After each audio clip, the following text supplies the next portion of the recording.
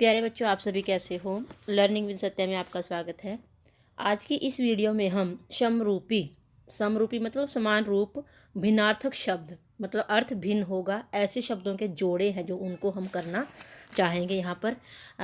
कई बार हमें क्या होता है, कुछ शब्द हमारे ऐसे होते हैं सामने जिनका जरा सा उनमें डिफरेंस होता है, लेकिन उनमें ज़मीन आसमान का फ़र्क होता है जब हम उनका अर्थ का प्रयोग करते हैं।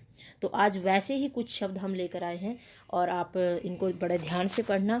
आपको ये कई बार परीक्षा में भी देखने को मिलते हैं और वास्तविक जो हम कई बार जीवन में भी इनका मतलब है जो हमें नहीं पता होता है। तो चलो आज हम इसे करते हैं।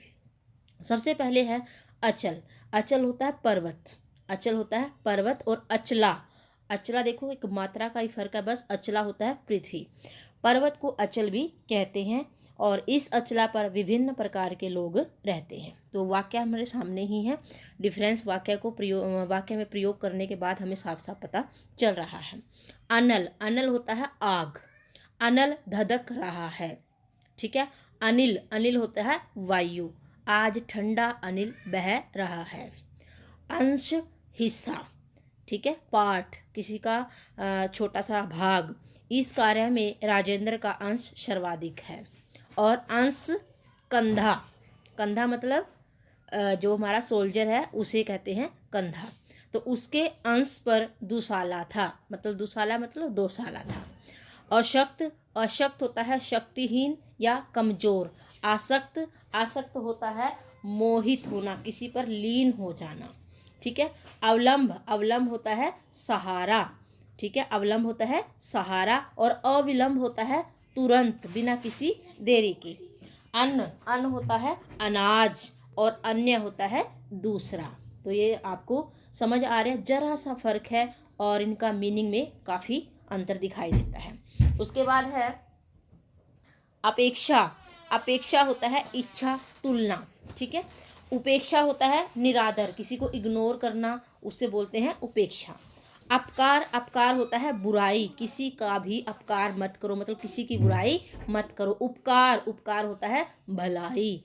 अपकार, उपकार, ठीक है। थोड़ा सा डिफरेंस है लेकिन इनके अर्थ में बहुत ही ज़्यादा अंतर है। असमान, जो बराबर न हो। आसमान, आसमान मतलब आकाश। और तरफ, और दूसरा, ठीक है। डायरेक्शन के लिए हम और शब्द का प्रयोग करते हैं। चारों ओर पानी भरा हुआ है।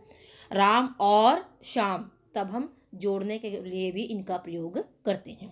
आदि, प्रारंभ।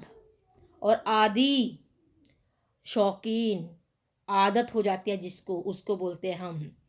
और उद्यत, तैयार। उदत, उदंड मतलब शरारती बालक, ठीक है। उपयुक्त, उपयुक्त होता है ठीक।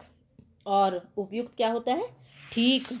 और विजय इस पद के लिए उपयुक्त उम्मीदवार है। और उपयुक्त से उल्टा हो जाता है उपर्युक्त। उपर्युक्त होता है ऊपर कहा गया। हम पेपर में कई बार देखते हैं ना, उपर्युक्त प्रश्नों के उत्तर दीजिए, ठीक है। तो निम्नलिखित प्रश्नों के उत्तर इस तरीके से हमें लिखा होता है। तो उपर्युक्त होता है ऊपर कहा गया है, जो उसको बताना है। आगे है कली, कलियुग। कलियुग में सर्वत्र अंधेरा है, मतलब युग के बारे में बताया गया। कली, कली होता है फूल की कली, बर्ड्स बोलते हैं जिसको हम, वो बोलते हैं कली। कपट, कपट होता है धोखा।